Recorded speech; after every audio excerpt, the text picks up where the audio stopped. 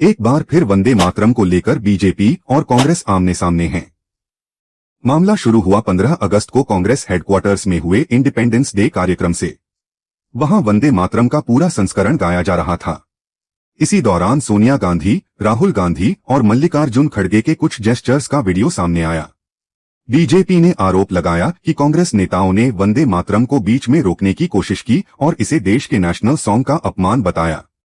इसी मामले में सोनिया गांधी और राहुल गांधी के खिलाफ पुलिस शिकायत भी की गई है और दिल्ली पुलिस मामले की जांच कर रही है।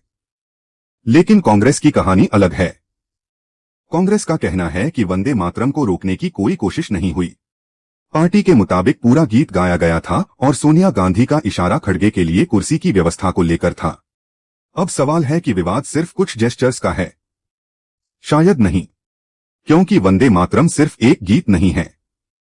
इसका भारत के स्वतंत्रता आंदोलन से गहरा ऐतिहासिक संबंध है। 1950 में इसे नेशनल सॉन्ग का दर्जा दिया गया और इसे जाना गाना मना के साथ सम्मान देने की बात कही गई। लेकिन इसके पूरे गीत को लेकर इतिहास में भी बहस रही है। 1937 में कांग्रेस ने सार्वजनिक कार्यक्रमों के लिए पहले 2 अंतरों को स्वीकार किया था, क्योंकि बाद के हिस्सों में धार्मिक संदर्भ आते हैं। इसी वजह से आज कांग्रेस का 2 अंतरे गाने का फैसला बीजेपी के निशाने पर है। बीजेपी इसे राष्ट्रवाद और विलुप्तीकरण की राजनीति से जोड़ रही है, जबकि कांग्रेस का कहना है कि यह उसके पुराने 1937 के फैसले के अनुसार है।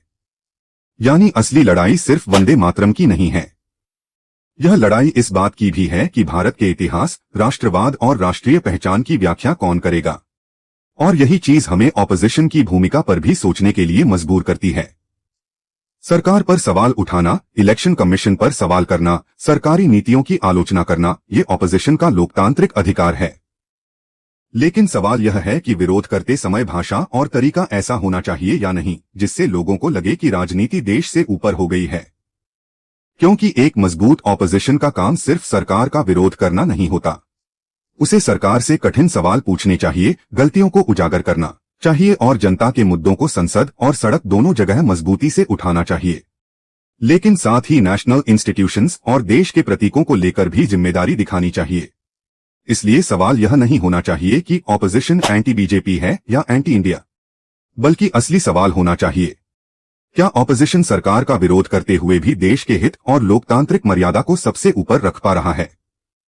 क्योंकि लोकतंत्र में सरकार बदलती रहती है, लेकिन देश और उसकी संस्थाएं बनी रहती हैं।